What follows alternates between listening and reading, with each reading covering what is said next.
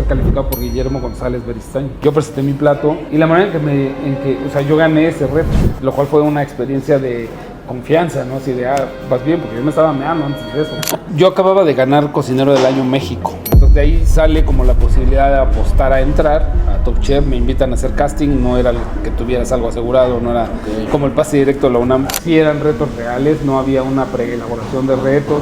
Y pues ya el hecho de que estés compitiendo con cocineros que de esto viven, que todos, o el que no tenía un restaurante, era chef en algún lugar importante en México, ¿no? En la vida me había pasado algo así y de repente estás parado en la entrada de una bodega en los estudios Quarry, una cortina del tamaño de 10 metros de altura, drones, cámaras y demás, humo, ¿no? Canción de fondo y tal. Y de repente te preguntas, ¿qué estoy haciendo aquí, güey? La verdad es que estaba muy extraviado. O sea, yo por eso hoy a mi hija le digo, si a los 15 años no sabes qué vas a hacer, ni te estreses, güey. Lo importante es que no dejes de hacer cosas, ¿no? Yo siempre le he dicho, imagínate que tienes un oficio en el que tienes el peor de los escenarios, o sea, hay pedos, broncas y tal, y aún así no lo quieres dejar, ¿no? O sea, eso te marca que es algo que dirías, soy capaz de aguantar vara, porque esta madre la amo, ¿no? Entonces, y eso te habla de hasta dónde estás dispuesto a estar. Yo la cocino y todos los días hay pedos. Pues por supuesto que te da miedo las responsabilidades, pero cuando las enfrentas y aún así te mantienes, eso quiere decir que amas eso.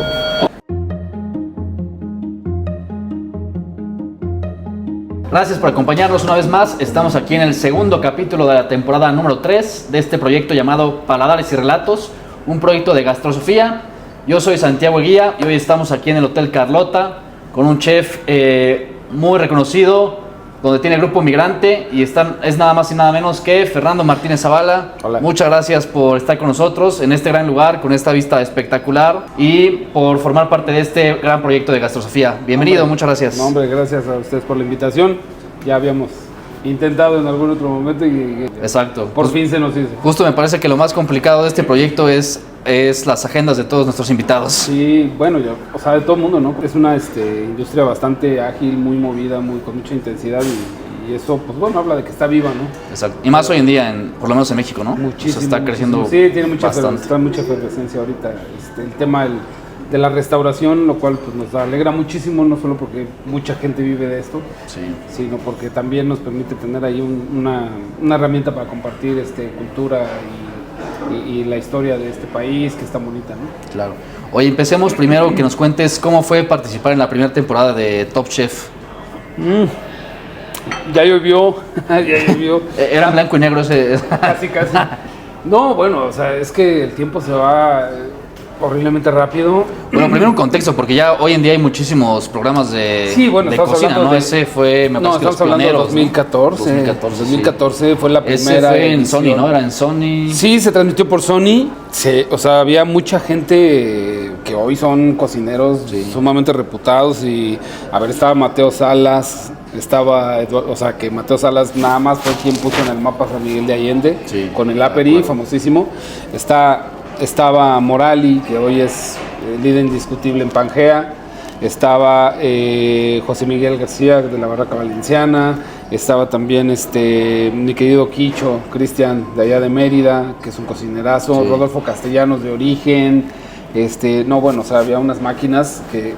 Y es gente que no es que en su momento, o sea, estuvieran en top, ¿no? Siguen siendo, o sea, no sí, o sea, es gente vigente, es gente muy sólida, porque todos eran grandes cocineros, o son grandes cocineros.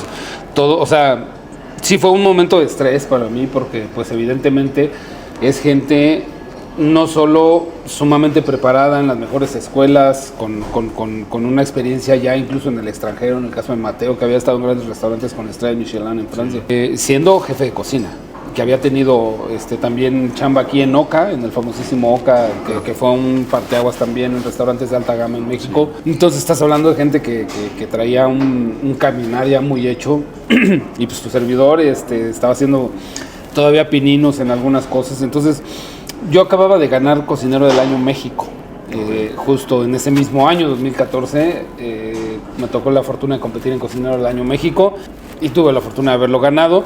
Y de ahí parte un poco pues, la visibilidad que te da ganar una competencia de ese nivel, que también fue muchísima complejidad. Entonces de ahí sale como la posibilidad de apostar a entrar a Top Chef. Me invitan a hacer casting, no era que tuvieras algo asegurado, no era como el pase directo a la UNAM, sino que había que llegar y hacer casting y competir para entrar y demás. Y afortunadamente pues nos tocó la experiencia de estar. Fue una experiencia en su momento muy bizarra para mí, porque pues, jamás en la vida te imaginas entrar a un proyecto de ese tipo con drones, 15 cámaras, un estudio de ese tamaño, ¿sabes? O sea, fue algo muy pues, complicado de asumir en ese momento, ¿no? Porque aparte pues nos la pasamos encerrados un mesecito ahí lejos de las familias, pues por tema de las grabaciones y demás, ¿no? Era una especie de Big Brother. ¿Dónde se grababa? ¿Cuál era la Estudios locación? Quarry. Pero o sea, estábamos una temporada en Estudios Quarry y a nosotros nos tenían concentrados en un hotel aquí en el centro histórico. Había sido la casa de Tintán hace muchísimos años. Sí. Y entonces hoy por hoy es un hotel. Y entonces ahí nos pusieron a todos y nos trasladaban a los estudios. O si había que grabar en locación, como salir a Guanajuato, cosas de estas, pues bueno, nos trasladaban y nos regresaban. Cada semana veníamos con uno menos, ¿no? Porque era como un eliminado en cada reto, cada capítulo. Pero fue una experiencia sumamente bella, muy bonita. Yo guardo muchísimo, o sea, hasta la fecha tenemos un chat. ¿En serio? Sí. Seguimos platicando, seguimos hablando entre nosotros. Cuando se podía se tomaban fotos porque no teníamos celular, no teníamos libros adentro, no teníamos computadora, o sea, literal estábamos aislados porque pues, evidentemente por tema de contenido. ¿Te preparaban para la pandemia? Sí, fue como un preentrenamiento, ¿no? Sí. Entonces estuvo muy bonito, fue una experiencia muy bella, pero que también te pone a prueba, ¿no? Sí. Desde que estás hecho un poco. O sea, los retos sí eran muy inmediatos, sí eran retos reales, no había una preelaboración de retos. Y pues ya el hecho de que estés compitiendo con cocineros que de esto viven, que todos, o el que no tenía un restaurante, era chef en algún lugar importante en México, ¿no? Sí. En mi caso, pues bueno, yo ya tenía un lugar con algunos socios que se llamaba Yuvan, ahí en la colonia Roma, antes de que se pusiera de moda la calle de Colima y que fuera este hervidero que hoy es. Es impresionante. En ese entonces había 3 restaurantes, habíamos 3, estaba Josefina Santa Cruz con el Sésame, estaba, me parece que Rosetta solo era la panadería y el cachito que está. ¿Pero en esa misma esquina? ¿O en el mismo lugar donde está? ¿Dónde está Rosetta? Donde es hoy la fila. Ah, ¿dónde es? Exacto, ¿dónde es la panadería? Claro, la primera, una chiquitita. Y te metías ahí y era un lugar sumamente pequeñito y ahí te comías un sándwich. Y de hecho yo pasaba a desayunar ahí. Sí. Una focaccia con prosciutto, lo que fuera. Sí. Y había un lugar más, había un sitio que se llamaba Lucas Local, que era de Alex Fastegui. Entonces éramos como 3 o 4 en esa calle.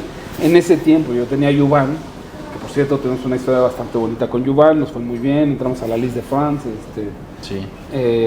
O sea, cosas muy bonitas, pero bueno, la vida al final te tiene que representar cambios y te tienes que mover y sacudirte y hay que evolucionar. Entonces, pues hoy por hoy, pues si esa etapa no hubiera terminado, no tendríamos hoy al bebé migrante, ¿no? Oye, ¿cómo se llama el grupo de WhatsApp que dices de Top Chef?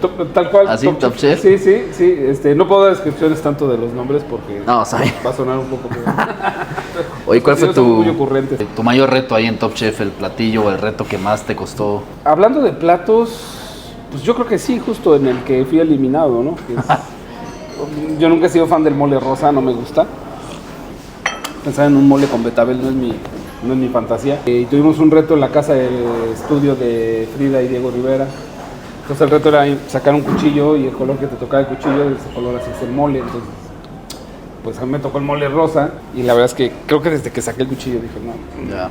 Para empezar nunca había hecho moles rosa, siempre me ha parecido una cosa rara, ¿no? Sí. O sea, y yo había hecho N cantidad de moles porque pues en Yuvan teníamos de inicio un corte oaxaqueño, entonces teníamos los 7 moles de Oaxaca, pero también teníamos otras opciones que yo fui añadiendo, dado que yo soy de Michoacán, y también se hacen muchos moles, entonces fuimos añadiendo como algunas cosas que tuvieran guiños al lugar donde yo soy, como aperturando un poco. Ya había como esta necesidad de hacer una cocina mucho más abierta, por eso después vino la idea de Migrante.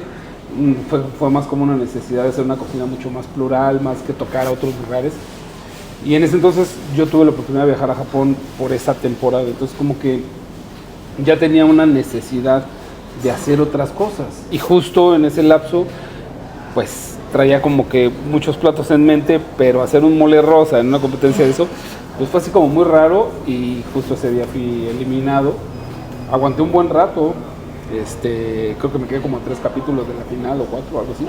Pero éramos bastantes, entonces pues sí fue un ratillo ahí compitiendo. Yo creo que lo más difícil fue ese día, porque lo demás pues lo vas medio procesando. Hubo retos muy difíciles como el de Guanajuato, donde corrimos primero un rally y luego tuvimos que cocinar en la universidad de ahí de Irapuato, o León, no me acuerdo, León, creo.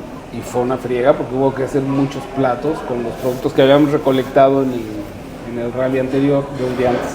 Y entonces pues fue mucha friega, mucho trabajo. Me tocó hacer pareja con Irving Quiroz, su amigo panadero, que es un tipazazo, o sea, un sujeto increíble. Y pues nada, ganamos ese reto, pero fue muy pesado. Había mucha presión, mucho estrés. Pero básicamente la experiencia pues fue como muy gratificante. O sea, a mí me encantó. Aunque no se hubiese ganado, o sea, incluso quien ganó, o sea, pues te da gusto porque ves que es un gran cocinero. Llegaron a la final Lalo Morali y Rodolfo Castellanos, fueron los finalistas, y a nosotros nos pusieron como parte de sus equipos de cada uno de ellos, a 2 de nosotros como su subchef. Okay. Y a mí me tocó con Adriana Cavita, que actualmente tiene un restaurante en Londres, que se llama Cavita. Cocinera excepcional, investigadora, es una tipazaza, aparte es un amor de dama, y me tocó con ella y con Morali, y bueno, pues Morali tuvo la mala fortuna de no ganar, pero pues Rodolfo fue y aventó ahí una lengua de res con mole chichilo de Oaxaca, y pues cómo le ganas eso, ¿no? Entonces te quedaste hasta el final, aunque no fue, o sea, aunque perdiste, pero al ser parte del Claro. equipo de los últimos sí estuviste en todo el programa, hasta pues. el cierre de las grabaciones y tal. Entonces se tejió como un grupo bastante bonito, muy honesto, ¿sabes? Compartíamos muchas cosas en común, entonces pues eso siempre te viene bien, ¿no? Claro. ¿Y cómo fue que ganaste el cocinero Cocinero del año. del año? ¿Te inscribiste ahí? Bueno, ahí me metí a competir un poco porque fue como medio año antes, un poquito más. Y no, un año antes. Sí, tipo empezando 2014 y al finales de 2014 pasa lo de Top Chef, o 2015, empezando 2015. Entonces me meto a competir y pues evidentemente fue como un balazo, porque yo dije, bueno, voy a mandar mi solicitud a ver si logro entrar. Sí. Y sí, por fortuna me recibieron, haces una eliminatoria, pero esa es una eliminatoria que se hace a nivel nacional. O sea, ellos van scouteando y encontrando cocineros de todo el país, entonces es algo bastante pesado, es una competencia que dura 2 años, porque son como por etapas eliminatorias, hasta que llegas a semifinal y luego la final, ¿no? Entonces a mí me tocó echar la final ahí en Expo Abastur, Ok. con público y todo, entonces el estrés era bastante fuerte. ¿Dónde? Igual ahí en Centro Banamex, era la Bastur. Centro Banamex, sí. Ok. Pero pues fue una experiencia también bien fuerte, por mucho desgaste, porque igual, o sea, me tocó la oportunidad de competir con grandes cocineros, pero pues es algo más real, en el sentido de que no hay una cámara de televisión, no hay una historia detrás, Sí. o sea, eres tú un humano de a pie compitiendo, o sea, como cocinero profesional, por supuesto, con otros cocineros, que pues por una lana para abrir un proyecto, ¿sabes? Sí. Entonces, fue muy pesado. Pero yo creo que sí ha sido de las cosas más bonitas que me ha dado este oficio, esa experiencia. Cocinero del año fue algo bien bonito, que por ahí debe andar Eva García Cuervo, la directora de Cocinero del Año, que se convirtió como una suerte de mamá adoptiva en ese entonces en este ambiente gastronómico. Ella de hecho estuvo también involucrada en Top Chef México, pues una señora con muchísimo carácter que en ese momento pues bueno, tenía un proyecto bastante ambicioso, ¿sabes? Sacar cocineros de todas partes de México y como exaltar sus capacidades y ponerlos a competir y hablar de una cocina de México tan bonito como se hablaba. Y tuve la fortuna de conocer a grandes personas en ese proyecto. Entonces la final pues fue una experiencia sumamente bonita porque estuvo mi mamá presente y ganar, entonces, Sí. ¿sabes? O sea, si no me equivoco, se inscribían 360 cocineros en esa Órale. ocasión. Y muchos ya con cierto nombre también. Sí. Entonces, y los jueces, pues bueno, no te digo, Guillermo González Beristain, Aquiles Chávez, incluso Enrique Olvera fue juez de ahí. O sea, desfiló gente bien, de Sí. México, que ya tiene toda una expertise ahí. Entonces, pues era un reto fuerte, pero lo logramos. fue Y en una tantos experiencia- concursos que has estado, ¿qué es lo más, como lo más bonito que te han dicho de un plato y lo más duro? Fíjate que de las que tengo más, o sea, de las que guardo con mucho cariño, o sea, por por la admiración que le tengo. Es justo el primer capítulo de Top Chef México. Me tocó ser calificado por Guillermo González Beristáin. A mí me parece que es el chef, con todo lo que abarca la palabra, empresario más completo que tenemos en México. Sí. Por supuesto junto con Enrique Olvera y demás. Pero me parece que Guillermo es una persona sumamente respetada, sumamente recta, es un gentleman, siempre hace todo de una manera muy correcta y es un tipazo en toda la extensión de la palabra. Y a mí me impuso mucho que en el primer capítulo nos pusieran a él de jurado, nos armaron como en grupos. Entonces yo presenté mi plato y la manera en que yo gané ese reto. Entonces, lo cual fue una experiencia de confianza, ¿no? Así de, vas bien, porque yo me estaba meando antes de eso. O sea, cuando entramos, imagínate, o sea, en la vida me había pasado algo así y de repente estás parado en la entrada de una bodega en los estudios Quarry, una cortina del tamaño así de 10 metros de altura, drones, cámaras y demás, humo, ¿no? Canción de fondo y tal. Y de repente te preguntas, ¿qué estoy haciendo aquí, güey? Sí. O sea, ¿yo qué hago aquí? ¿Cuándo pensé que me iba a pasar algo como esto, no? Empecé cocinando por necesidad, ¿no? Porque, o sea, cuando yo empecé a cocinar hace más de 20 años, realmente el hecho de ser cocinero no era esta cosa tan sofisticada que hoy conocemos, ¿no? Como cocinar, o sea, lo sería en otros países. En México era algo, pues en lo que estábamos, mucha banda que vivíamos en la inmediatez, o sea, era, pues aquí hay de cocinero, güey, o hay de mesero, o hay, ¿sabes? Y las oportunidades de estudiar la carrera pues eran muy mínimas, ¿no? Había dos universidades muy bien renombradas y para de contar, entonces llegar a ese punto y decir, bueno, estoy parado acá ahorita, en esto, ¿qué onda? Y de repente, pues bueno, me toca que me califique Guillermo y me dijo cosas muy bonitas. O sea, yo nunca había escuchado que alguien hablara algo de esa manera de algo que yo hubiese hecho, ¿sabes? Entonces, fue muy significativo para mí que alguien como él dijera que mi plato era un plato que podría estar en cualquier mesa de manteles largos de México, ¿no? Que perfectamente cocina. O sea, vaya, ya no recuerdo exactamente, por ahí lo tengo incluso, el capítulo, me lo regalaron. pero guardé con mucho cariño eso porque dije, o sea, es muy bonito. No es que dependas de eso para hacer las cosas, pero siempre viene bien pues como una reafirmación de que lo que estás haciendo tiene un sentido, ¿no? Y que funciona. Entonces a mí, pues la verdad es que ese día yo salí volando de ahí, ¿no?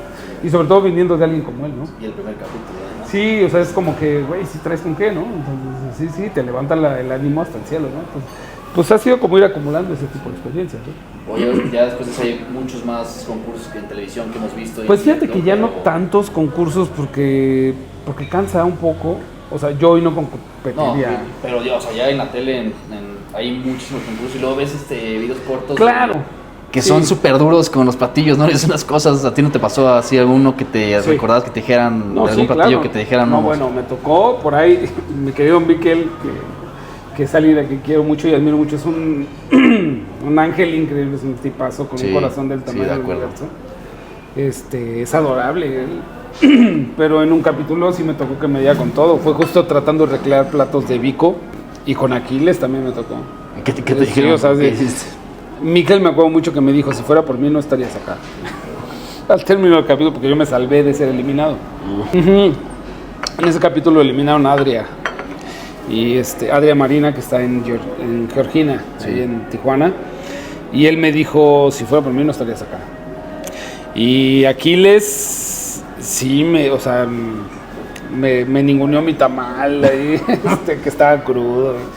Yo hice un uchepo michoacano. Y pues fue, o sea, al final vas sumando como parte de las experiencias que forman ese suceso, ¿no? En el momento, pues evidentemente te afecta muchísimo. Pero la realidad es que hoy así a distancia lo veo como experiencias bonitas que han ido marcando mi carácter. Creo que las cosas que cuando salen en contra o cuando no te va del todo bien o como esperas, pues sí, evidentemente no lo deseas, pero te va fortaleciendo, ¿no? Sí. Te va haciendo un caparazón ahí y te haces duro y también te vuelve autocrítico, que eso es yo creo que algo de lo que nos falta mucho el día de hoy. Sí. O sea, la gente suele ser muy poco autocrítica, vaya, no en todo, no quiero generalizar, no todas las personas, pero es difícil que a veces seamos autocríticos con el trabajo que hacemos, que nos cuestionemos qué podemos hacer mucho mejor. Y yo siempre trato de empujar a mis chavos que trabajan conmigo, tanto aquí como allá, pues a que sean sumamente autocríticos. O sea, cuestiónate, pregúntate por qué estás haciendo las cosas como lo estás haciendo, pregúntate y cuestiónate si las puedes hacer mucho mejor, pregúntate cuáles son tus motivos, qué razones te mueven, ¿no? Y yo creo que eso va formando el carácter. Ahora yo tengo hijas, ¿no? Entonces sientes una gran responsabilidad de hablar de autorrevisión. O sea, yo a mi hija no le digo estás bien todo el tiempo si sé que hizo algo mal. La empujo a que se cuestione, y si un día, no sé, a lo mejor dijo algo que no debía decir o tal. Mi hija es un angelito, o sea, se porta increíble. La otra es más dura, la grande, pero normalmente si de pronto se sale un comentario indebido, o sea, siempre las invito a que se cuestionen, siempre, y con los chicos es así. O sea, a los chicos ok, esto está muy bien, pero ¿cómo puede estar mejor? O sea, lo bueno es enemigo de lo mejor, ¿no? Y también depende cuál sea tu criterio de qué es mejor, ¿no? O sea, cómo describes mejor, ¿no? Yo hoy no eliminé del vocabulario mejor que alguien, ¿no? O sea, o sea, como que ya no me enloquece ser el mejor restaurante de México. O sea, yo no trabajo para eso. No trabajo para ser el mejor restaurante de la ciudad, no trabajo para ser el mejor restaurante del país. Antes era mucho el discurso que manejábamos, los cocineros, o cuando entrabas a un restaurante te decían, no, o sea, los que te motivaban en la entrada, los gerentes, ¿no? O los que te contrataban a la gente, no, que este lugar tiene que ser el mejor restaurante de México. Yo creo que eso ya no es garantía de nada. O sea, mejor, hoy yo no busco ser el según mejor. Quién, además. Exacto, es que eso es algo que nunca nos cuestionamos. Mejor para quién o para qué, ¿no? Sí. O sea, cada lugar tiene una particularidad, una personalidad distinta, cada lugar ejecuta mejor algo, ¿no? O hace mucho mejor alguna cosa, se especializa en algo. O sea, hoy hay como esa minuciosidad de trabajo, lo cual eso sí me alegra, porque antes era mucho más ambiguo, más al bulto, ¿no? Hoy en México hay una gran técnica. O sea, yo voy a los restaurantes y me sorprendo de la enorme diferencia entre hace 20 años cuando ibas a un restaurante, digo, con los pesos que traía, me alcanzaba a ir a dónde. La técnica que hoy cuidamos en los restaurantes, en diferencia hace 20 años, es abismal. O sea, hoy la cocción de un pescado es impresionantemente importante, todos los procesos que existen alrededor de él, una carne, o sea, hoy hay un conocimiento técnico, ¿no? Y eso hace que haya un mayor respeto al producto y al cuidado del producto. Estamos sensibilizados, ¿no? Entonces, sí creo que más que moverles ese discurso de ser el mejor que, ¿no? Trabajamos mucho en función de ser mejor que nosotros mismos, ¿no? El día anterior, o sea, si ayer lo hicimos bien, hoy lo tenemos que hacer mucho mejor que ayer por nosotros, ¿no? O sea, ser autocríticos, cuestionarnos si podemos pulir, ¿no? Y sabemos que en el camino nos vamos a equivocar muchísimo. O sea, yo la cago en cantidad de veces todos los días, ¿no? O sea, y es algo que también platico con ellos. O sea, si errores, lo que sobran son errores. Pero ¿qué hacemos con esos errores? ¿Para qué nos sirven? O sea, el error por sí mismo no sirve de nada si no le das una utilidad. Si nosotros lo tomamos y decimos, bueno, esto va a cambiar mi manera de hacer las cosas, mi mentalidad, mi filosofía, pues ya está teniendo un impacto positivo. Y en Migrante tratamos de movernos mucho en función de eso. O sea, Migrante no empezó siendo lo que hoy es, empezó siendo un lugar que abrió en pandemia, ¿no? Todo cerrado, la gente no iba a los restaurantes, días de una mesa, si bien nos iba, y vendíamos sándwiches de huevo o de pastrami que hacíamos, y los mandábamos como toda la gente, ¿no?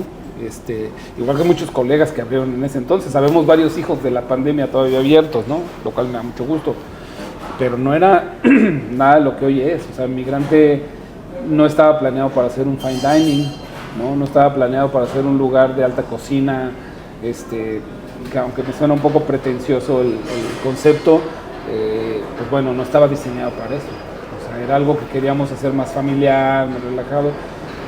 Y sin embargo, cuando vimos cómo quedó el negocio, ¿no? O sea, el local, Alejandra Medina, que es la interiorista, hizo un trabajo precioso, excepcional. Y cuando lo vimos dijimos que yo no puedo servir unas papas fritas aquí en medio. O sea, no va a machar, no porque esté mal servir unas papas fritas, o sea, amo las papas fritas, güey, pero tú ves el sitio y dices, no me va a fan cuajar. dining, o sea. Ajá, no me va a cuajar, o sea, no, luego veíamos cosas que, o sea, no es pretencioso, porque hay mucha madera, es cálido, tiene muchos guiños a Japón y demás, pero estaba muy limpio, entonces tú decías, no macha aquí una burger, ¿no? Por ejemplo. Oye, ¿por qué migrante? ¿Por qué el nombre? La palabra, bueno, hoy ya me parece que es una palabra con mucho carácter, y a mí me encanta cuando algo tiene carácter, o sea, porque yo no tengo tanto, entonces me ayuda como a reafirmar, reforzar. Pero en su momento fue algo que vino más súbito, tuvimos primero el local y yo no sabía qué iba a poner, sino que fue como evolucionando, y cuando terminamos casi la obra, pues yo estaba chambeando mucho mentalmente en qué concepto le íbamos a dar al lugar, con los socios y demás, y de repente pues entendí que ya no quería solo hacer cocina tradicional mexicana o moderna mexicana, como le quieras llamar, sino que quería explorar hacer cocina de otros lados también, no precisamente recetas, ¿no? Sino utilizar técnicas, utilizar referencias. Me encantó esta idea de que de concebirte como un ciudadano del mundo, güey. O sea, al final nosotros en México somos resultado de un mestizaje que nos guste o no, ahí está. O sea, hay quien todavía reniega de su mestizaje español.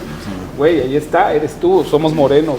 O sea, a ver, por nuestras venas corre árabe, ¿no? Africano, y nos corre a fuerzas porque el ser humano viene de África. O sea, el primer registro del primer ser humano que se tiene es en África. Ellos hicieron un viaje de allá para acá por el estrecho de Bering. Entonces, la humanidad viene de allá. Entonces, todos venimos de allá. Entonces, el ser humano es migrante por naturaleza. Eso no lo vamos a poder detener jamás. O sea, ahorita que hay toda esta locura tristemente polémica de la migración, de toda la gente que están regresando, sin entrar en temas políticos, por supuesto, me parece que hemos desconocido esa parte de movilidad que tenemos los humanos. Y el humano vive en movilidad históricamente. Entonces, a mí me encantó esa idea y me encantó porque me permitía utilizar muchas cocinas a nivel técnico, a nivel de inspiración, a nivel de producto, y me daba muchas herramientas para poder trabajar en un menú. Entonces yo tenía la opción de usar chiles, de usar un curry, de usar un dashi japonés, de usar técnicas para conservación de pescado de escandinavas o técnicas francesas para acabar salsas. O sea, puedes sacar los mejores elementos de cada. Entonces, yo siempre... Digamos que está justificado, ¿no? Cualquier cosa que le metas es... Y tengo el pretexto. Exacto. Migrante, güey, o sea, es de todos lados, ¿no? Y aparte de que me permite eso, o sea, yo siempre he dicho que sí. Para mí, esa es mi opinión personal, no tiene por qué ser general. Creo que 3 de las grandes cocinas, por supuesto, toda la vida, Japón, Francia, México. Digo, respeto muchísimo la española, me encanta. Pero yo he tomado como punto esencial estas 3, porque me parece que la japonesa tiene, o sea, si tú tomas y pones en un plato la técnica, el respeto por el producto, ¿no? Y la perfección a la hora de tratarlo de los japoneses, la elegancia, la sofisticación y las capas de sabor que maneja la cocina francesa, que es, nos guste o no, la madre de la cocina moderna, ¿no? Aparte yo cociné francés, entonces había como ahí unos guiños ya que me encantaba aquí, retomar. ¿no? En Le Moustache, ¿sí? Y tienes la historia, los ingredientes y los sabores tan profundos de la cocina mexicana. Para mí tienes un plato perfecto. O sea, para mí ya sucedió todo. Tengo un plato perfecto, porque tengo capas, tengo un plato que visualmente o estéticamente es agradable, se ve fresco, llega a la mesa y es tu primer contacto con un plato. Entonces cuando tú lo ves, machas, o sea, dices, esto promete. Sí. Ahora, ¿dónde está el reto? Pues en hacer que sepa mejor de lo que se ve, ¿no? Entonces ahí hay que chambear, pero si el sabor coincide... Es un gran reto, porque ya con las fotos, con el celular, con redes, sí, pues se ve tocas todo. Hay veces que se ve más bonito de lo que sabe. Claro, y te genera una expectativa, aparte de todo, o sea, tener un lugar bonito, en una zona bonita, con una cocina muy cuidada, muy estética, etcétera, te representa más reto que sorprender a alguien cuando no espera nada, ¿no? Sí. Entonces, a mí siempre me ha gustado más la otra parte, o sea, que no esperes y tal, pero parte de mi naturaleza ha sido como cuidar muchísimo esos detalles que son la presentación. O sea, desde chavito tengo como mucho cariño por las artes estéticas, sin haber estudiado ninguna, pero siempre me encantó dibujar. En mi familia todos tienen un talento para la parte del dibujo, de las manualidades y demás, ¿no? Desde mamá, que dibuja muy bonito. Y ella, pues, evidentemente nos heredó un poco ese tema. Mis hermanos dibujan increíble los dos, mi hermana más. Pero siempre hubo fue muy raro, porque nosotros nacimos en el barrio. O sea, no venimos de una colonia, ¿no? ¿De Michoacán? Digamos. Pues sí, o sea, nacimos en Michoacán, pero nos venimos de Michoacán cuando yo tenía 3 años de edad.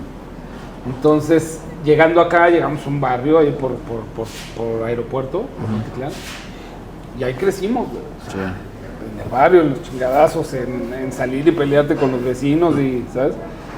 Mamá ya trabajaba de cocinera, pero yo no me hice cocinero por eso.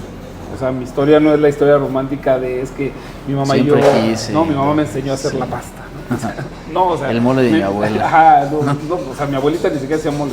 Bueno, hacía buñuelos y esas cosas sí las tengo, porque éramos una familia enorme, cabrón. O sea, teníamos familia en la Bondojito, ¿no? Igual es barrio de boxeadores, ¿no? Y entonces pues, nosotros crecimos en eso, pero mi mamá nos mantenía de trabajar como cocinera, llegaban muchas horas, eran unas chingas, y yo la veía llegar fundida, sin hablar, porque llegaba y a dormir, trabajaba ahora grandes jornadas, pero crecimos aquí pues haciéndolo inmediato, ¿no? Sin embargo, nos fuimos desarrollando en cosas que tenían mucho que ver con la cultura por decisión propia. O sea, mi padrastro en ese entonces pues nos ponía a los Beatles, nos ponía Paul McCartney, nos ponía el primer cassette mío que yo escuché, era de los dos, mi hermano y yo lo compartíamos, ¿no? Cuando eres chavito, pues aprecias los pequeños, en un cassette de Led Zeppelin, ¿no? Órale. Entonces la primera vez que lo ponemos y escuchas, ¿no? Black, ¿no? O sea, Black Dog o alguna rola de esas rock and roll, pues es como que te entran toques eléctricos. Y un audio mucho más nítido que hoy en día, ¿no? Que un Spotify, ¿no? O sea... Pues mira, sí estaba un poco feo porque era una grabadora. pero, o sea, no te puedo explicar cómo sientes que trae la música. O sea, yo amo el rock, por ejemplo. Uno de mis sueños frustrados fue ser músico. Trabajé con una banda de rock cuando tenía 15 años. Y al mismo tiempo hacía teatro, entonces no quería realmente, ni se me ocurría nunca en la vida terminar de cocinero.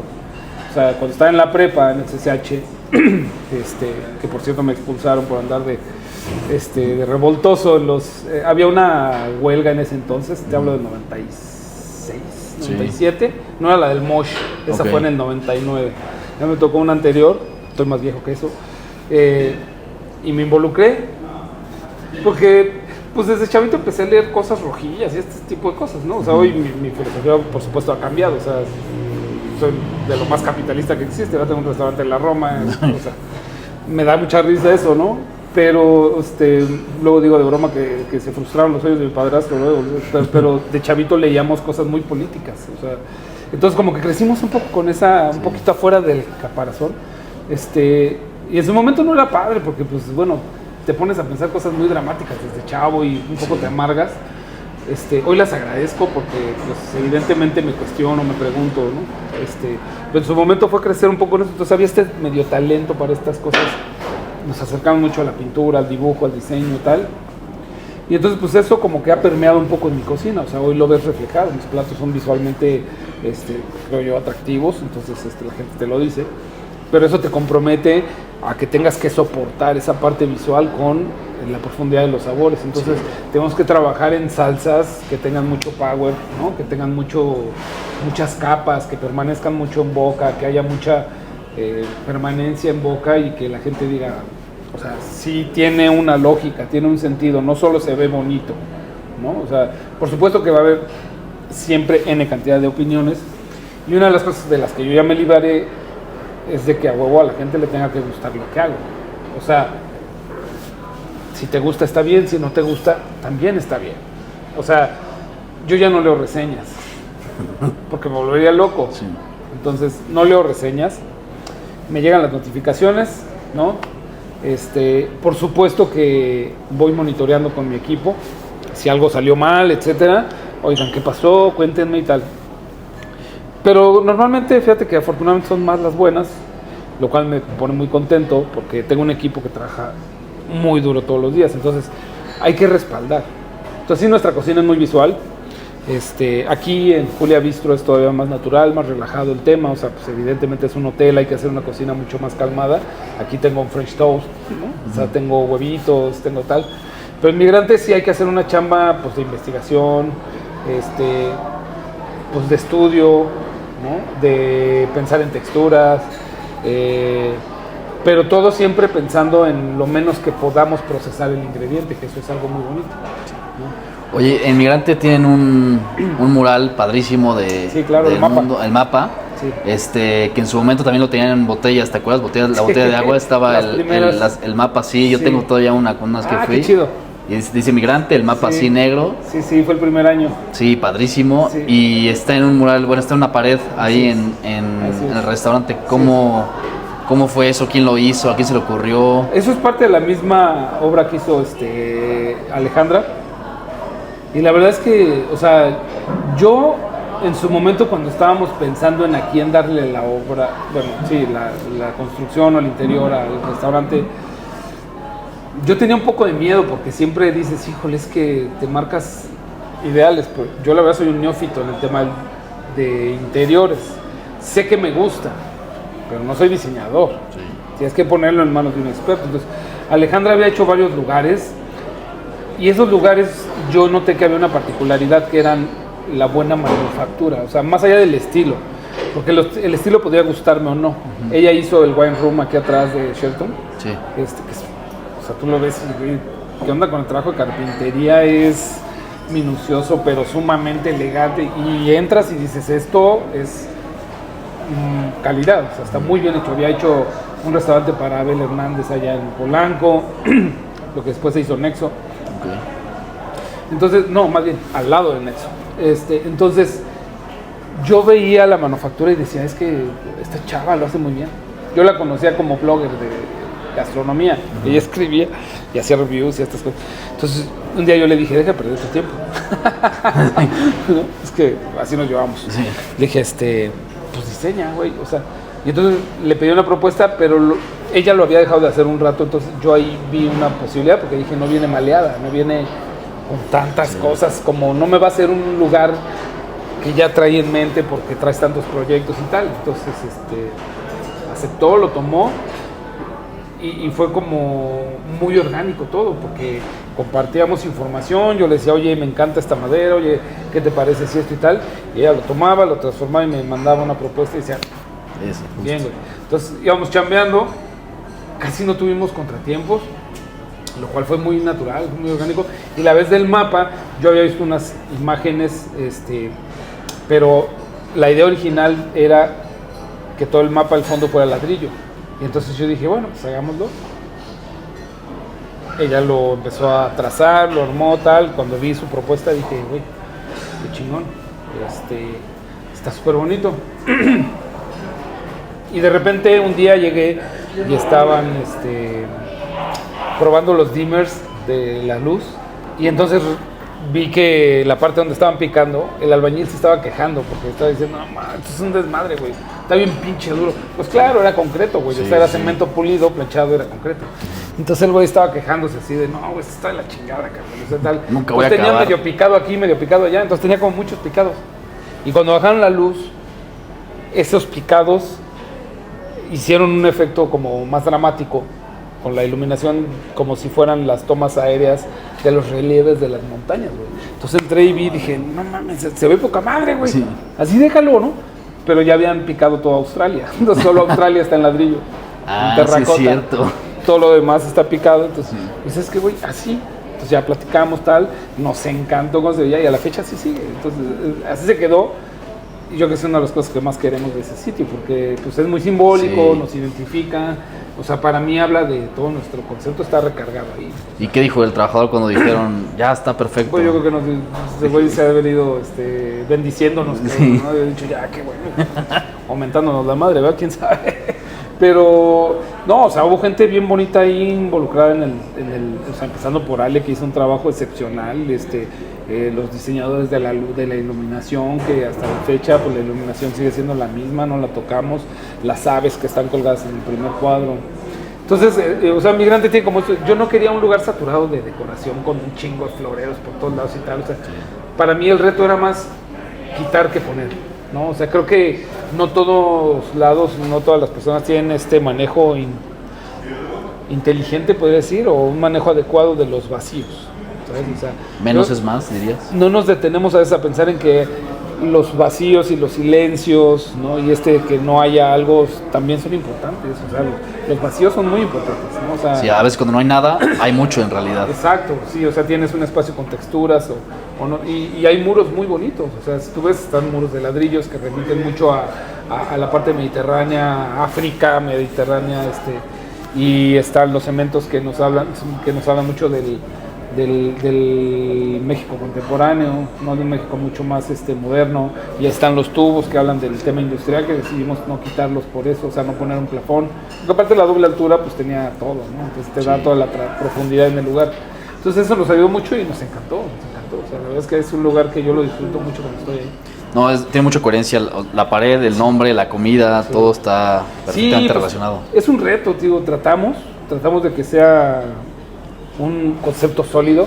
Por supuesto que nos falta mucho, estamos trabajando muy duro, vamos a cumplir este proceso de la primera etapa que yo me había planteado pues, a 4 o 5 años, tener como ya una identidad mucho más definida, porque al inicio pues todo empezó muy incierto, ¿no? Entonces el nombre representa mucho, y cuando te piden, oye, a ver, dame tu fundamento, ¿por qué el nombre? ¿No? Y es una pregunta que es bien recurrente, pero que tiene muchos matices.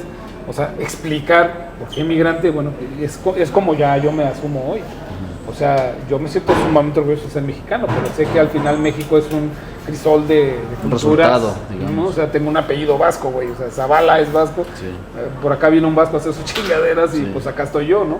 Que no conoces a nadie, ¿no? Pues no, o sea, no yo conozco también a ningún vasco. Me apellido de Guía y tampoco mi familia no conozco a nadie que vive en España, que pues tenga, yo me enteré que era vasco hasta que vino un vasco a Migrante y me dijo, oye, yo también soy Zavala, ¿no? Entonces eres vasco. Le dije, pues no soy vasco, pues soy Michoacán. Pero vino algún pinche vasco a hacer su desmadre acá en Michoacán y pues agarraron a mi tatarabuela o lo que sea. Sí. Y tengo el Martínez, que es también español, pero pues, toda mi familia, pues somos morenos, güey. O sea, entonces, como que entiendes un poco que todos tenemos un pedazo de todo, sí. ¿No? O sea, y eso es bonito, porque al final te hace sentir como parte de todo, de muchos grupos, ¿no? O sea, a mí me encanta esta idea de los grupos étnicos, ¿no? Me encanta, o sea, porque nos habla de libertad de asumirse, ¿no? Entonces, y nuestra cocina queremos que tenga eso reflejado, o sea, viene alguien de Japón y encuentra guiños de Japón en un plato. Viene alguien de Corea y encuentra guiños de Corea en un plato, viene un español y encuentra guiños de España, güey, viene un francés y encuentra un toque español. Entonces, me encanta cuando la gente reconoce, me dicen, oye, ¿por qué tanto influencia de Japón lo vi? Pues porque estuve en Japón y me volvió loco su cultura y su perfección y tal. Oye, ¿y por qué? ¿Sabes? Entonces, eso, ahí estableces una comunicación bien chingona con la gente que se interesa en lo que haces.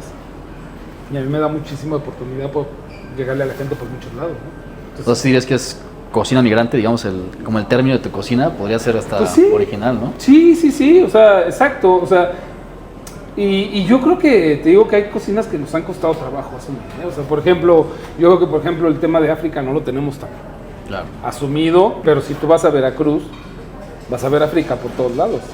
Si vas a Guerrero, vas a ver África por todos lados, ¿no?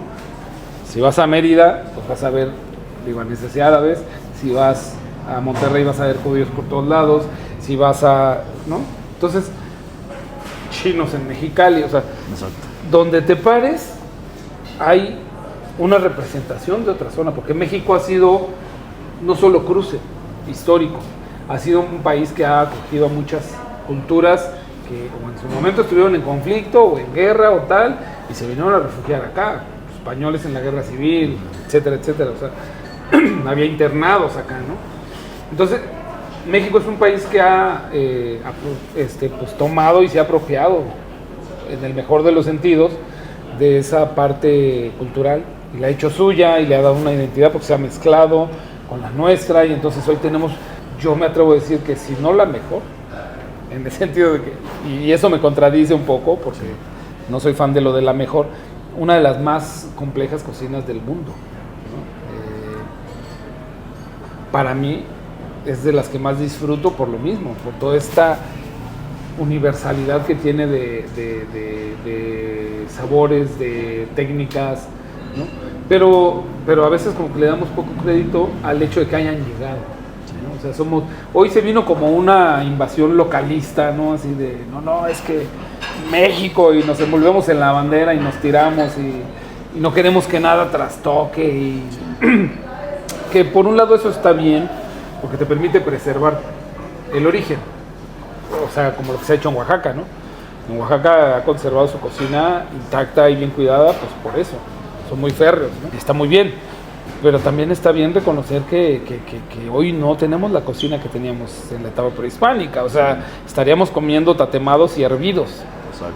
Y párale contar. Y ingredientes que no son de aquí, ¿no? Ave, cerdos, fritura, Chocolate, ¿no?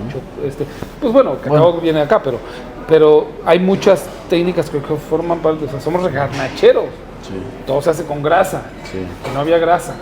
Entonces, si volteamos a ver nuestra cocina mexicana hoy, el mole es el ejemplo más vívido, ¿no? De esto, o sea, especias, ¿no? O sea, chingo, que es lo más cercano a un curry, ¿no? Entonces, Incluido el rosado.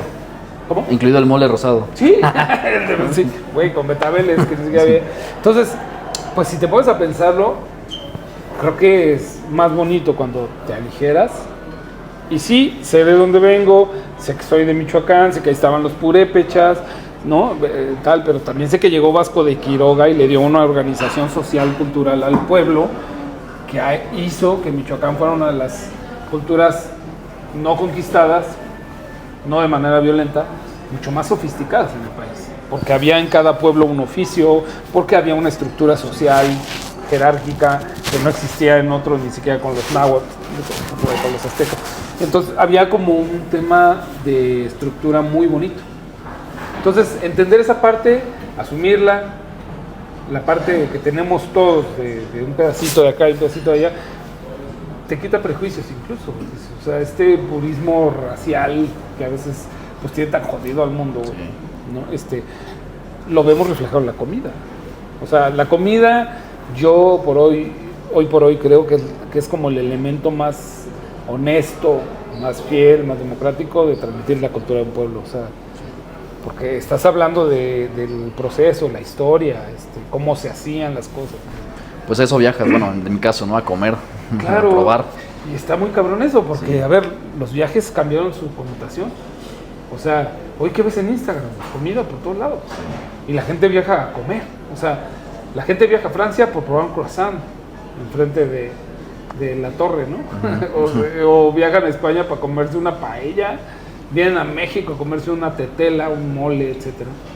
Entonces, la comida ha tomado una relevancia que hace 20 años pasaba, pero no era como el motivo de los viajes.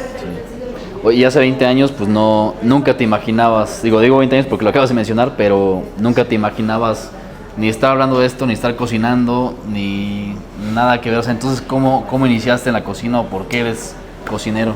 Yo empecé a cocinar, pues, porque necesitaba trabajo. Mi hija nació cuando yo tenía 19 años. Entonces, a los 19 años, pues no tienes ni carrera, ni título, ni nada. O sea, pues yo la verdad es que era un pinche... Iba a decir hippie, pero no era hippie. Era tu ya había objetivo, pasado, o sea, era skate.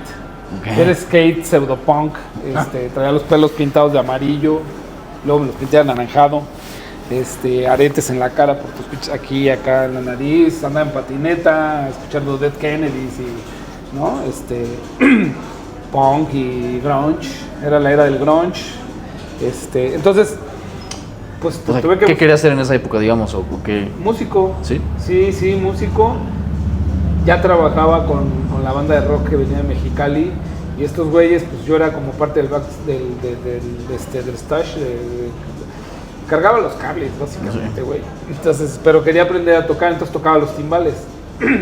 Y en ese entonces estaba haciendo audiciones para un par de bandas. Una medio famosilla que después se hizo famosa, Salón Victoria se llamaban, tocaban ska. Pero en ese entonces pues era un grupo que tocaba en azoteas, en la San Felipe, ¿sabes? En la colonia San Felipe de Jesús.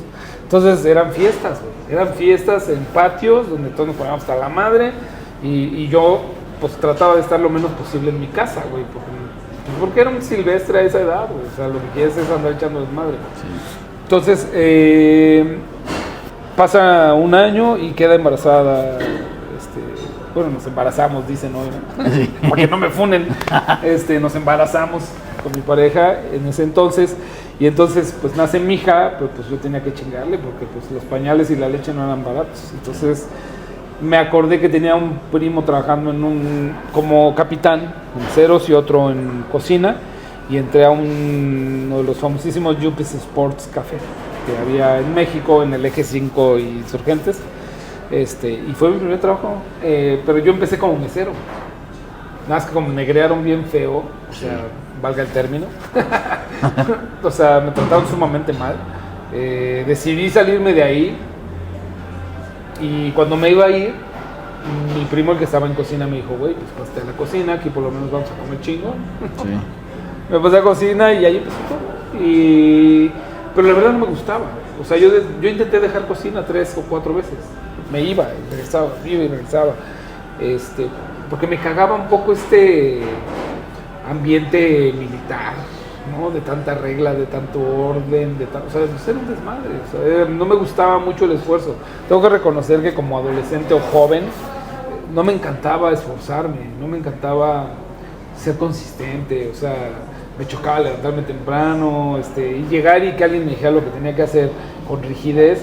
O sea, siempre tuve una cierta aversión a la autoridad. Sí. Pues te digo, o sea, lleno de aretes. Sí. Y todo lo que habías leído de chico, ¿no? Siempre tan rojillo, así. Sí, exacto. Entonces como que dije, no, güey, yo no soy de aquí. Entonces lo intenté dejar 3 veces. Una de esas ocasiones intenté diseñar ropa. Hacía mis propios diseños, los empecé a vender. Pero como era muy poco disciplinado, pues fracasé. O sea, yo diseñaba todos los estampados y todo este rollo. Y me encantaba, siempre me encantó el tema del diseño. Pero ya, o sea, llegó un punto que en los 20 me di por vencido, ya, o sea, en los 20 y tantos. Y dije, ¿sabes qué? No estoy haciendo nada. Me iba yo a Coyoacán a vender en el tianguis, de ahí hacía piezas de arte. Eran mis piezas de arte. Pintaba cuadros, pues era un pinche artista hippie, como hay muchos. Y entonces vendía mis piezas, ¿no? Y ya llegó un punto en que dije, güey, o sea, ¿a qué estás jugando, cabrón? Mi hija ya tendría yo creo que unos 5 años, no sé. ¿Qué vas a hacer de tu vida, cabrón? O sea, la verdad es que estaba muy extraviado. O sea, yo por eso hoy a mi hija le digo, si a los 15 años no sabes qué vas a hacer, ni te estreses, güey. Sí. Lo importante es que no dejes de hacer cosas, ¿no? Si a los 20 no sabes qué vas a hacer, no te estreses. O sea, no es a huevo que sepas a los 20 años qué vas a hacer. O sea, sí, escuchaba yo un podcast donde aparecía Ricardo Darín, este actor argentino que me encanta, sí. Me mama. Sí, buenísimas películas. Soy su fan. Güey. Es el Bombita, ¿no? Sí, buenísima. La del secreto de sus ojos. Sí, no, todo. Mames, es un Están genio. Las dos reinas también, es él. Ahorita tiene el Eternauta, ¿no? Sí, no, manches, buenísimo. Ese güey es buenísimo. Entonces el güey decía que justo les aventamos un lastre a los adolescentes hoy. De a huevo tienen que saber qué es ser ya. A ver, dime, ¿no? Entonces yo a mi hija he tratado de irle quitando eso y le he dicho, ¿sabes qué? Haz lo que te haga feliz, cabrón. O sea, nunca escojas un oficio en función de cuánto te va a dejar de dinero.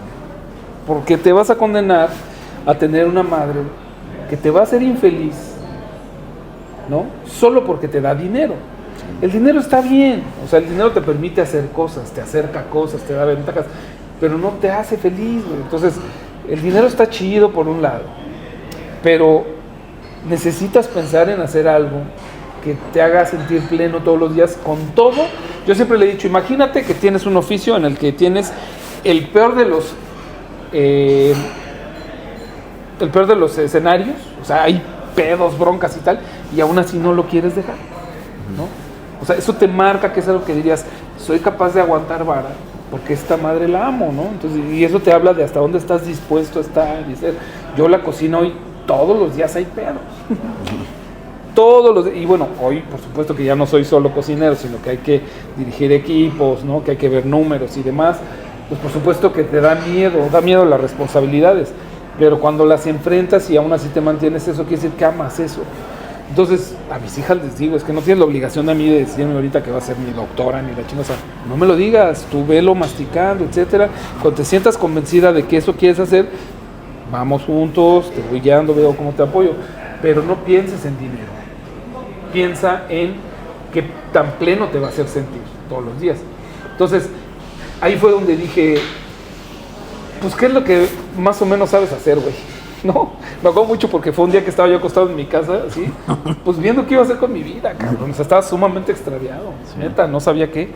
Y dije, pues cocinar, güey, ¿no? Y entonces al día siguiente agarré mi solicitud y me fui a buscar trabajo en un restaurante, pues ya no lo dejé, ¿no? O sea, a partir de ahí, pues, no te voy a decir que, todo cambió y fue felicidad, sí. No, ha habido muchos pedos, he dejado lugares, etcétera. He tenido muchos reveses, experiencias muy duras. Este año particularmente ha sido de mucho trabajo, de ir contracorriente en algunos temas, porque te obligas a responsabilidades cuando ya tienes tu propio lugar, pero ha sido de muchísimo entender también que la vida no es ese miel sobre hojuelas que uno se imagina. O sea, y más esta profesión tan romantizada, ¿no? Güey, o sea, a ver, los chavitos que salen de la universidad y creen que ya son chefs. O sea, les venden la carrera de chef. O sea, no, güey, no eres chef, no diriges un equipo, no tienes una cocina, no tienes un equipo de cocina al cual diriges. Chef quiere decir jefe, ¿no? Lo han dicho muchos colegas míos, ¿no? O sea, no voy a ahondar tanto en eso porque ya lo tenemos muy, muy claro, pero eres chef cuando eres líder de un equipo, de una cocina. Entonces, no eres chef si no lo tienes, pero nos ha costado trabajo entender porque es un oficio muy demandante, de muchas horas, cansado, pero es la naturaleza del oficio. Es como pedirle a un doctor que no trabaje 12 horas, güey. Si tienes una cirugía a las 12, no te sales del pinche quirófano y dices, ya terminó mi horario, güey, checo tarjeta, nos vemos y ese güey abierto, ¿no? Claro. O sea, un policía, ¿no? Que va a atender una llamada, no va y dice, uy, comandante, ya no puedo ir, ¿no? O sea, ¿qué sería el fucking mundo? Un bombero que va a apagar un incendio. No puedo ir porque pues ya se acabaron mis 8 horas. La naturaleza de este oficio es esa, ¿no? ¿Por qué insistimos, ¿no? En combatir esa naturaleza de este oficio? Este oficio es así. Es un arte, o es un trabajo artesanal, perdón, que requiere muchas horas.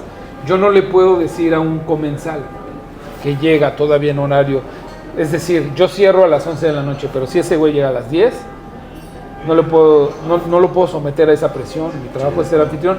Trato de apelar a su criterio y decirle, oye, cierro cocina a las 11, pues te sugiero ordenar antes. Que creo que también la gente ya ha ido entendiendo esa parte, ¿no? Sí. Y nosotros también como parte de esta industria también vamos entendiendo que sí hay que pulir un chingo de cosas. O sea, sí hay que pensar en el beneficio, en que la gente tenga sus comidas ahora, en tiempo, su horario para comer, para sentarse, un lugar dispuesto. O sea, las circunstancias nos han obligado a pensarlo así y está muy padre. Entonces, sí creo que vamos puliendo, chambeando. O sea, hoy yo sé de colegas que les pagan muy bien a sus cocineros, muy bien, ¿no? Entonces nosotros hacemos lo que podemos. Entonces creo que sí se ha ido sensibilizando, pero también a veces somos sumamente radicales. O sea, no podemos ser radicales en ningún tema. Para mí la radicalización de los temas es el verdadero riesgo. Sí. O sea, o totalmente negro y más negro y más negro y más negro, o más blanco, ¿no? O sea, no, porque entonces estableces una lucha que no se va a terminar nunca, ¿no? Sí. O sea, buscar el equilibrio, el balance, para mí es como la receta de lo que hacemos hoy en el oficio. Y es un oficio muy desgastante, está muy sujeto a emociones porque es una extensión de lo que tú haces. Sí. O sea, cocinar, pregúntale a tu mamá, dile a tu mamá que le quedó mal el guisado, güey. Pues se va a encabronar, sí. Porque es una extensión. O sea, la cocina es una extensión de amor, son emociones. Es algo que no haces para cualquiera. Y es algo que haces con esmero y con atención. Y sobre todo nosotros que a eso nos dedicamos, de eso vivimos. O sea, yo vivo de hacer comida para las personas. Entonces, evidentemente, hay un sustento para mi familia, o sea, se extienden muchas cosas a partir de ello. Entonces, ya cuando lo ves desde esa perspectiva dices, es que tengo una gran responsabilidad. O sea, hoy a mí me vale madre aparecer como el chef estrella o... No me interesa, no es lo que hoy persigo. Tampoco quiero un Ferrari en la puerta. Bueno, está bien quererlo, no es mi objetivo en la vida. Mi objetivo en la vida es que la gente entre a Migrante, que cene y que se vayan y digan, no mames, qué bien cené, no mames, qué buen servicio, qué bonito está el sitio. O sea, es una gran maquinaria. En una entrevista comentabas, y creo que va de la mano de lo que mencionas, que no son meseros, sino anfitriones, no son comensales, son invitados. Exacto. Y con esa filosofía pues cambia todo el Los servicio. vemos así porque humanizas, güey. O sea, si yo veo al comensal como eso, es un número. Sí. ¿Cuántos comensales voy a meter? ¿No? O sea, por supuesto que es un negocio. Eso lo entiendo, tengo socios. Sí. Hay que dar números. Y es un pedo en México con tanta competencia. Sí. Un negocio es un negocio, eso es sólido. Pero le das ese plus cuando humanizas. O sea, nosotros vemos las reacciones. Yo puse una cocina abierta la primera vez, no porque quería que me vieran cocinar. La puse porque quería ver yo al comenzar, cómo reaccionaba cuando comía. Y no porque quisiera jugarle al científico, sino porque era muy inseguro. O sea, mi inseguridad me ha llevado a hacer cosas que han hecho que yo aprecie otras. Es decir, si tú me preguntas cuál ha sido el reto mayor en todo este oficio, en lo que llevo cocinando, es convencerme a mí mismo de que lo puedo hacer bien. Porque yo era muy inseguro, sumamente inseguro. Entonces, había una batalla diaria de no quedó bien. Entonces te torturas. Siempre creo que la parte creativa está vinculada a un porcentaje de sufrimiento. La gente creativa sufre mucho. Ay, no sé cuánto creativo, ¿no? Pero si hacemos creatividad, todo tiene creatividad. Pero va vinculada un poco al sufrimiento, porque hay un cierto punto al que nunca llegas. Nunca hay un ya llegué. O sea, hoy hicimos un gran plato, pero siempre estoy... Y si le ponemos, no, esto no me encantó, ¿sabes? Y sobre todo cuando haces cocina de propuesta. Todo el tiempo estás dándole vueltas. Entonces, eso está bien, pero hay una persecución constante. Entonces, yo puse esta cocina abierta porque quería estar viendo a las personas cómo reaccionaban. Y eso para mí era un parámetro, que tampoco puede ser tan absoluto, ¿no? Todo es relativo. Claro. Pero me servía como un parámetro, qué bueno. Entonces, también ves y te manda a llamar. Alguna vez me pasó el que, ¿cómo te atreves a llamarte cocinero, no? Llegó un brasileño, una vez un portugués, bien pedo, y me empezó a decir, ¿cómo te atreves a llamarte cocinero? Entonces, nos pasa de todo. Sí. Pero si yo abortara la misión por cada que alguien me dice que no le gustó algo, pues, estaría escondido en una caverna, sí, ¿no? Entonces, se trata de vivir con eso, güey. Y lo que hacemos hoy es, estamos conscientes de que no tenemos la obligación de gustarle a todo el mundo. No tenemos por qué gustarle a todo el mundo. Y la gente no tiene la pinche obligación de decir que les gustas. O sea, cuando te liberas de eso, te quitas un peso enorme. Tengo una responsabilidad, tengo un lugar que tiene que dar servicio, que da servicio porque lo disfruta, que es nuestra responsabilidad atender bien, ser puntuales, ser pulcros, impecables, amigables. Por eso denominar a los chicos de servicio pues como anfitriones, porque ¿qué hace un anfitrión, güey? Se desvive, quiere quedar bien contigo, es atento, es cordial, te da lo suyo, o sea, hay una filosofía que dicen, da lo que te sobra, ¿no? Yo en Japón aprendí que no. En Japón la gente te da lo que tiene y se queda con lo que sobra. Entonces, a mí eso me cambió el chip. Nosotros tenemos que dar lo que tenemos. Sí. Si queda algo, ahí va. O sea, es generosidad. Y los invitados son eso. O sea, no son un número al que le vamos a cobrar dinero por un intercambio comercial. Son gente que queremos que se vaya con una sensación de satisfacción, que se vayan con la sensación de que llegaron a un restaurante y vivieron una experiencia que no se les va a olvidar, sin humos necesariamente, sin nitrógenos, ¿no? Sin esferas, que no están mal, todo el contexto. O sea, ir a un restaurante hoy es un suceso, ¿no? O sea, es algo global. Vas y te ocupas del vino, de las bebidas, por supuesto de la comida, pero no lo es todo. O sea, el servicio es importante, la cordialidad, la atención, la puntualidad, el que no falte nada en mesa, pero sin ser invasivos. Es una ciencia hacer servicio. Entonces yo valoro muchísimo el trabajo que hacen los chicos en sala, porque pues es arte. O sea, hay momentos en los que cuando estamos llenos, yo me paro en una esquina y los observo. Para mí ese momento es el que vale oro. O sea, ver todo fluyendo, ¿sabes? Es como una danza. O sea, los ves a los chicos entrando a una mesa, luego se van, y el cliente hace esto y el vaso ya está ahí. Sí. ¿No? Se cayó una servilleta porque se caen. De repente el cliente voltea así y hay una mano sacando la servilleta y poniendo una limpia. Mis chicos son así. Entonces, es una exigencia diaria. Y volteas a cocina y ves a los chicos trabajando en silencio, ¿sabes? Concentrados en un plato, que te hace ver que están poniendo empeño. Entonces, si yo no tuviera esos chicos que hoy hacen esa chamba, pues Migrante no estaría trabajando con la cocina que tenemos hoy. Entonces, es bien bonito cuando ves todo eso funcionar. Es un gran mecanismo. Entonces, yo me detengo, los veo, escucho la música y de fondo escuchas el bla, bla, bla de la gente, ¿sabes? Las charlas, y de repente ves que la música no estorba y que la iluminación es perfecta, que nadie está haciendo así, ¿no? En fin, o sea, todo está fluyendo. Y ves entrar a la señorita host con otros clientes o con otros invitados. Entonces, como que todo va fluyendo. Y para mí es un gran suceso. Es como un ente vivo, ¿no? Oye, por último, ¿cómo es tu experiencia? ¿Cómo ha sido tu experiencia trabajar con los eventos de Save the Children? Pues yo creo que es de lo más bonito que me ha tocado hacer. Yo sí creo que los niños son esa parte esencial que hemos dejado de voltear a ver un poquito. Pues de ahí vienen los próximos ciudadanos, ¿no? Llámale cocineros, abogados, lo que sea.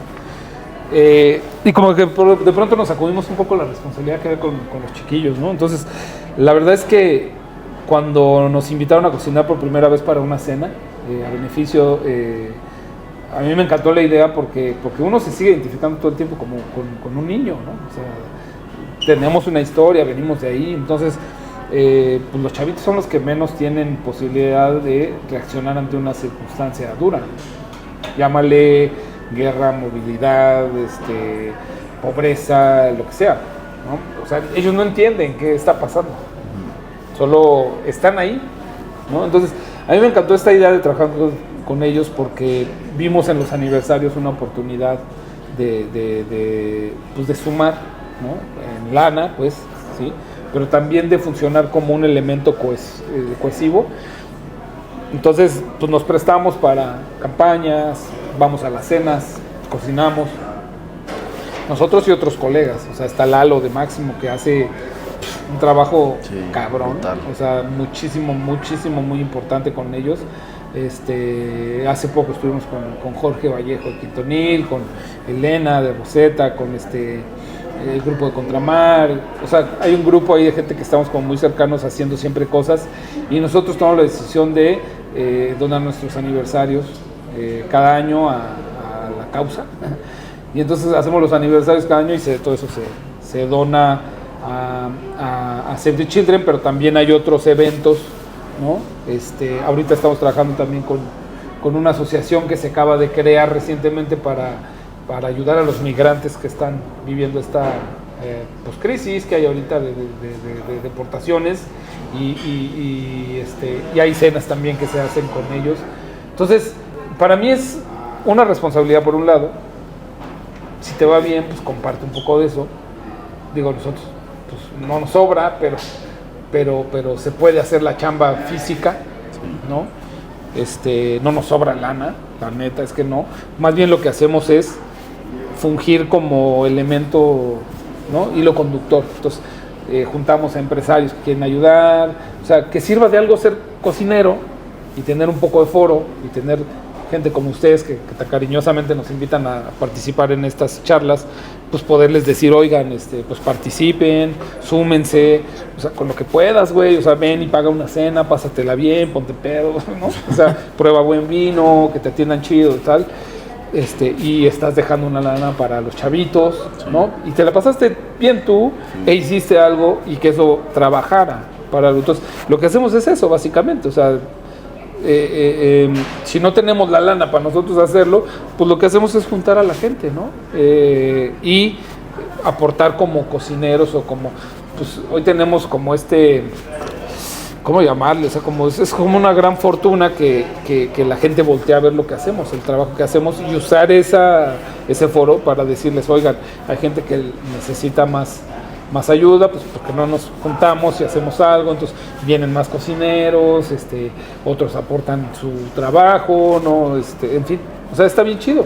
Sí. Entonces, Save the Children, pues para nosotros representó como alguien ya sólido, que ya tenía una plataforma, que ya tenía una lógica de trabajo, que ya tenía una logística, que ya llegaba a muchos lugares donde si yo agarro hoy como hijo de vecina y me quiero para mañana e irme a África, ¿no? A donar agua, pues pues güey, soy un mortal, ¿no? Que no tengo, o sea, ni la lana, ni los aviones, ni...